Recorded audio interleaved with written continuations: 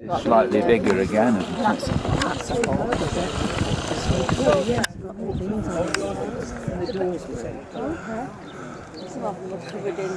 Right, the third and final bird then that we've got for you to meet, this is Scruffy. You know, everyone laughs at his name. It's a bit of a nickname that stuck when he was a baby. He was very scruffy and it stuck unfortunately for him. Have you come to gather people up? Is anyone here for the 4 o'clock tour? You've come to be collected, I'm afraid. Well, unless you want to stay and come and join after it, it's up to you, but we're starting. I bet you're frozen and want to move. It's a bit chilly. Is that it then? Just those two? Thank you. So, Scruffy is what we call a Lanneret, which is a male Lanner falcon. They're an African species. They're basically a subspecies of our native peregrine, a little bit smaller. And when I take his little hat off, you'll see he's got like a chestnut coloured head on him. It's a slightly different colour as well. The term falcon, the word falcon, actually only ever refers to the female of the two. So the males have got a different name altogether. So like your peregrine falcon is your female, and your tarsal peregrine is your males. All right. So, being a falcon, they are the fastest out of all the birds, and they are the ones that are going to go for other birds in the air. Going at the speeds that they go, going for ground prey just isn't going to be very good at all. If they miss, it's going to go wrong. All right. Because they are fast like that and they're going to catch aerial prey, we try and recreate their natural flying style as much as we can. So we're going to use a bit of equipment today called a swung law. So it's a leather pad. I've got a little bit of dinner tied onto that for him. And basically I'm going to swing it around my head while he tries to catch it. Sounds like a good idea, doesn't it? It's a bit of a game between me and him though. If he hits that leather pad at any point, he wins the game fair and square, and I have to stop him flying and give him the food as the reward for doing so. But my role in the game is to basically keep him flying until I think he's done enough work. Then I'll give him a special shout that signals the end of the game, and he knows then that he's going to get his dinner. So the bit of equipment everyone notices straight away is his little hat. It's not a crash helmet like I do get asked an awful lot of the time. And it's not because it's going to rain or anything like that. All it's there to do is cover up his eyes while we're travelling. So it's a little bit like blinkers on a horse, okay? His eyesight works up to 10 times faster than ours, so he can be easily startled by things that we wouldn't even necessarily notice. So just by having that on, it keeps him nice and calm while we're travelling. People do ask me how the bird can fly if it can't see where it's going. The trick is I take it off. I do find he flies better if he can see. Alright? So I say he should do alright in this wind, but if I do think he's struggling, I'm just going to call him in a little bit sooner than I would. We'll see how he gets on there. This one normally likes the wind to help him. It's just if it's just a little bit gusty, he might struggle. So I take his hood off.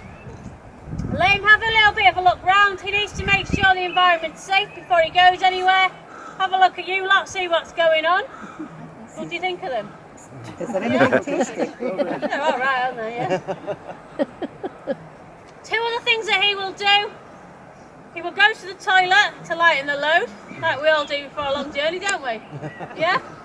The other thing that he's going to do is he fluffs up his feathers and he gives them a really good shake. Now that's called rousing, and what that does, he gets his feathers in the right position for flying, and he gets rid of any dust particles that might be trapped between if it's going to land on that wall there.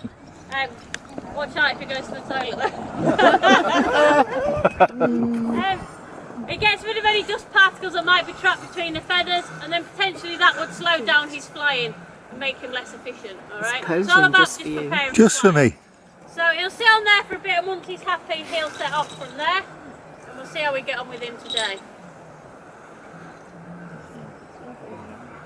Just right for you, isn't it? If you can set off in a sensible direction, Scruffy, that'd be good. I want him to move now. Just weighing this out. Edit this bit out. He's posing for photos, I think. I like it up first.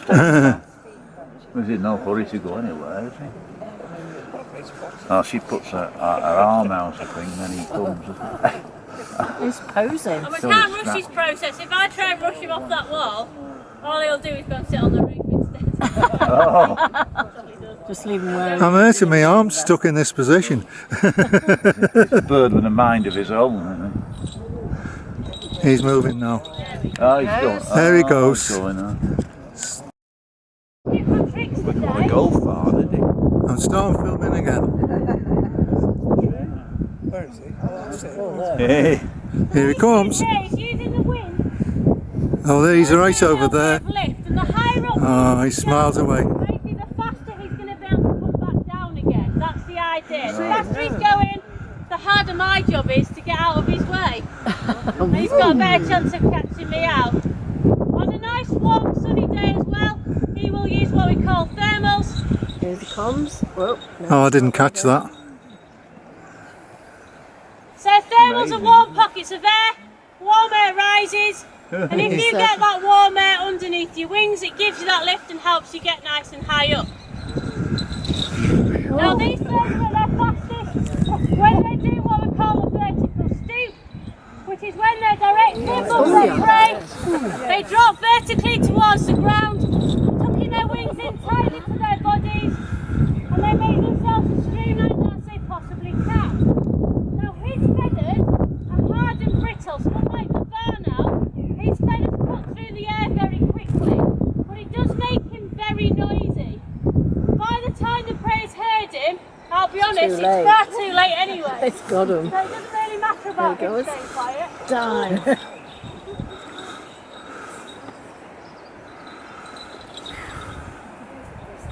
Now of course your peregrine falcon is your fastest animal on earth.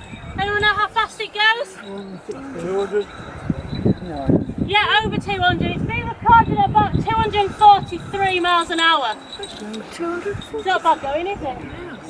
Now unless the wind picks up an awful lot more, Scruffy's not going to go that fast. But in his younger days, he's having a rest now. I don't blame him, I need one. Way of doing it.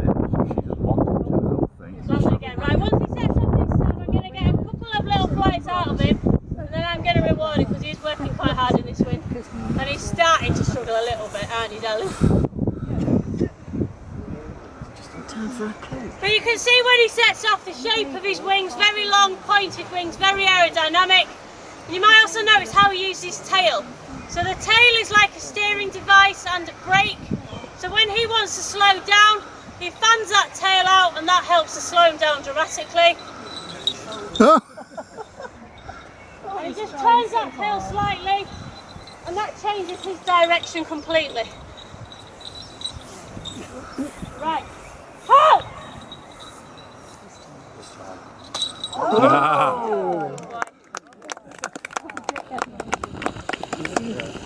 He puts his wings over so nobody else can get the prey. Right, so that shot then, that signals the end of the game for him. I have got various different vocal calls that I will use to let him know what I need him to do. So it's a little bit like Lady Doggerfully, still need to be able to communicate. So I can give him instructions from down here. So he responds very well to that one, he knows it needs dinner, basically. Typical Leo. Yeah. And you'll see he caught that with his feet. The feet is really what is the main kind of weapon on a bird of prey. People always worry about the beak. Well, the beak is like a knife and fork. It's how they get smaller, more manageable pieces and they can't swallow the prey whole in the first place. It is the feet that cause the damage, alright? Oh, you've had it. Well done.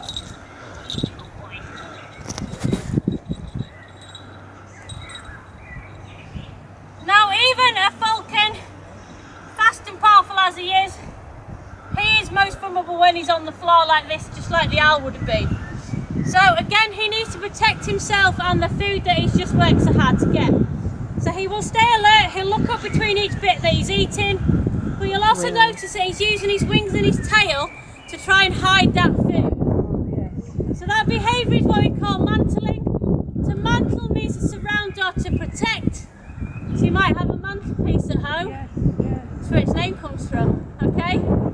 Now as well as hiding and protecting his food, it does make him look an awful lot bigger than he actually is as well.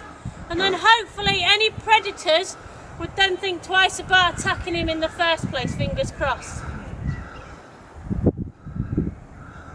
And again, he eats everything, nothing goes to waste, it all goes down. Anything undigestible then will get coughed up the next day in that pellet. And he's going to store his food in the crop. So the crop is a loose sack of skin on the chest of the bird, works like a storage device, and basically allows him to carry that food back to somewhere safe before he starts to digest it. And it does mean that if he wants to catch a big meal, he can actually store a lot of that in the crop, and he'll be able to sit and digest it over a much longer period of time. When it's warm, and these birds like this eat a lot of food and put it in their crop, they can potentially sit for 4 or 5, maybe even longer days until they're actually ready to fly again. They only fly when they're looking for food, and the rest of the time they remain perched and saving their energy. It's not a bad lifestyle, is it really? Can't argue with it. Now the food that I'm going to give him, it will actually take him until this time tomorrow to fully digest his food and actually build up enough appetite to want to fly again. If I was to try and fly him again later on today, he's just going to sit there and ignore me. Alright? So we'll let him finish that and pop him away, but it does about bring us to the end of the demonstration. So I hope you've enjoyed meeting the birds and hearing a little bit about them. Safe journey home when you do go. Enjoy what's left of your day, but for me and the birds, thank you very much for coming to see us. Thank you. Even now he's protecting his prey lot, just Yeah. curling his wings down.